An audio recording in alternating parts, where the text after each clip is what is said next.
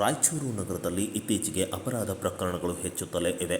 ಕೇವಲ ಒಂದು ವಾರದ ಹಿಂದಷ್ಟೇ ನಡು ರಸ್ತೆಯಲ್ಲಿ ಓರ್ವ ಯುವಕನನ್ನು ಕೊಂದು ಹಾಕಲಾಗಿತ್ತು. ಈ ಒಂದು ಪ್ರಕರಣ ಮಾಸುವ ಮುನ್ನವೇ ಮತ್ತೊಂದು ಕೊಲೆಯಾಗಿದೆ. ಅದು ಕೂಡ ಕ್ಷುಲ್ಲಕ ಕಾರಣಕ್ಕೆ. ಹಳೆ ದ್ವೇಷದ ಹಿನ್ನೆಲೆಯಲ್ಲಿ ಮಾಣಿಕ್ ನಗರದ ನಿವಾಸಿ ಚಾಕುವಿನಿಂದ ಇರಿದು ಕೊಲೆಗೀಡಾಗಿದ್ದಾನೆ.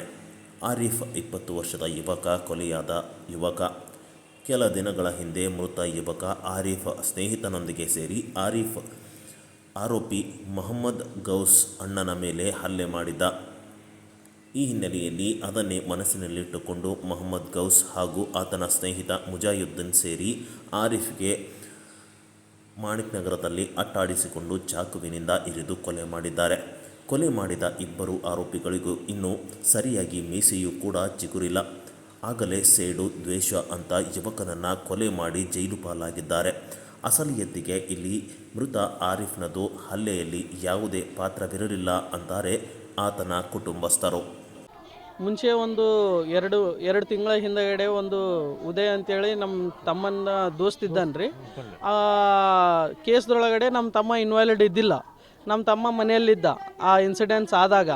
ಆ ಗೌಸ್ ಅಂತೇಳಿ ಇದ್ದಾನಲ್ಲ, ಅವ್ರ ಅಣ್ಣಗೆ ಹೊಡೆದಿದ್ದಾರೆ ಅಂಥೇಳಿ ಅವನು ದ್ವೇಷ ಇಟ್ಕೊಂಡು ಸ್ವಂತ ನಮ್ಮ ತಮ್ಮಗೆ ಅಟ್ಯಾಕ್ ಮಾಡಿ ಕೊಲೆ ಮಾಡೋಕ್ಕೆ ಇದು ಮಾಡಿದ್ದಾನೆ ರೀ.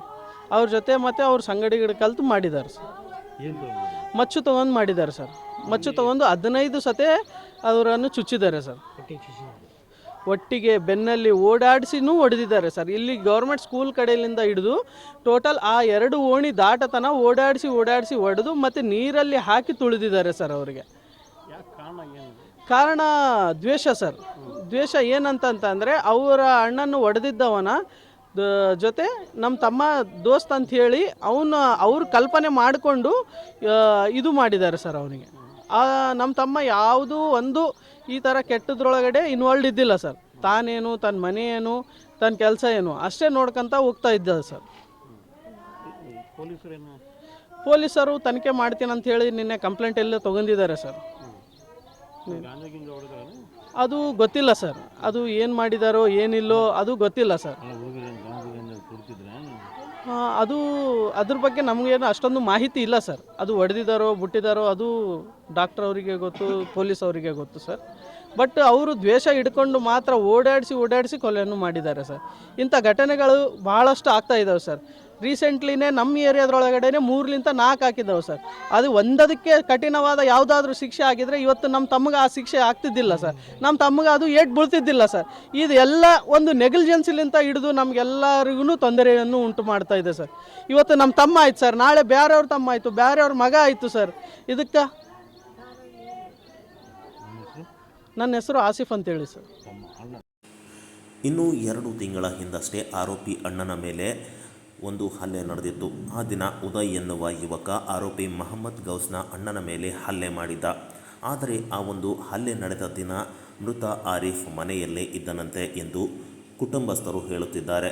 ಆದರೆ ಆರೋಪಿಗಳು ಉದಯ್ನ ಸ್ನೇಹಿತ ಆರೀಫ್ ಎಂದು ತಿಳಿದುಕೊಂಡು ಅಂದು ಕೂಡ ಈತ ಸೇರಿಕೊಂಡು ಹಲ್ಲೆ ಮಾಡಿದ್ದ ಎಂಬ ಗೊಂದಲದಲ್ಲಿ ಆರೀಫ್ನನ್ನು ಕೊಂದಿದ್ದಾರೆ.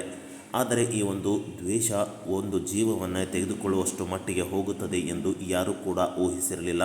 ಹಾಗಾಗಿ ಸದ್ಯ ಮೃತನ ಮನೆಯಲ್ಲಿ ದುಃಖದ ಮಡುವು ತುಂಬಿಕೊಂಡಿದ್ದು ಆರೋಪಿಗೆ ಕಠಿಣ ಶಿಕ್ಷೆ ಆಗಬೇಕು ಎಂದು ಕುಟುಂಬಸ್ಥರು ಆಗ್ರಹಿಸುತ್ತಿದ್ದಾರೆ. ನೋಡಿ ಸರ್, ನನ್ನ ತಮ್ಮನ ಹೆಸರು ಆರೀಫ್ ಅಂತ. ಇಂಥದ್ದು ಕೆಲಸದಲ್ಲಿ ಇದ್ದಿಲ್ಲ. ನಿನ್ನೆ ಏನಾಗ್ಯದ ಅದನ್ನು ಗೊತ್ತಿಲ್ಲ ಸರ್. ನಾನು 3:30ಗೆ ಹೊರಗಿಂದ ಬಂದೀನಿ. 3:30ಗೆ ಬಂದಿದ ತಕ್ಷಣ ಸಣ್ಣ ಹುಡುಗರು ಹೇಳಿದರು, ನಿಮ್ಮ ತಮ್ಮ ಬಿದ್ದಾನೆ ನೋಡ್ರಿ ಅಂತ. ಅಲ್ಲಿ ಹೋಗಿ ನೋಡಿದ್ರಿ, ಟೋಟಲಿ ಹೋಗ್ಬಿಟ್ಟಾನೆ ಸರ್. ಅಷ್ಟು ಹೊಡೆದು ಇದು ಮಾಡಿಬಿಟ್ಟು. ಏನು ತೊಗೊಂಡು ಹೊಡೆದು ಗೊತ್ತಿಲ್ಲ ಸರ್. ಮಚ್ಚನೆ ತೊಗೊಂಡಿರು ಐತೆ ಸರ್, ಮಾರ್ಕ್ ಐತೆ ಎಲ್ಲ. 15 ಸಲ ಸ್ಟ್ಯಾಪಿಂಗ್ ಮಾಡ್ಯಾರ ಸರ್. 10ರಿಂದ 15 ಸಲ ಹೊಡೆದ್ಬಿಟ್ಟ ಸರ್.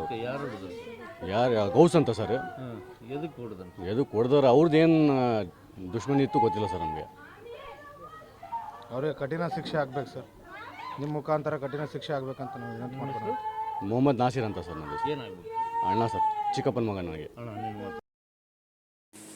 ಅದೇನೇ ಇರಲಿ, ಮುಖದ ಮೇಲೆ ಮೀಸೆ ಬೆಳೆಯದೆ ಜಗತ್ತು ಏನು ಅಂತ ಅರ್ಥವಾಗದ ಯುವಕರ ಕೈಯಲ್ಲಿ ಮಾರಕಾಸ್ತ್ರಗಳು, ತಪ್ಪು ಒಪ್ಪು ತಿಳಿಯದೆ ಅಮಾಯಕನ ಜೀವ ಬಲಿ ಪಡೆದಿದ್ದಾರೆ.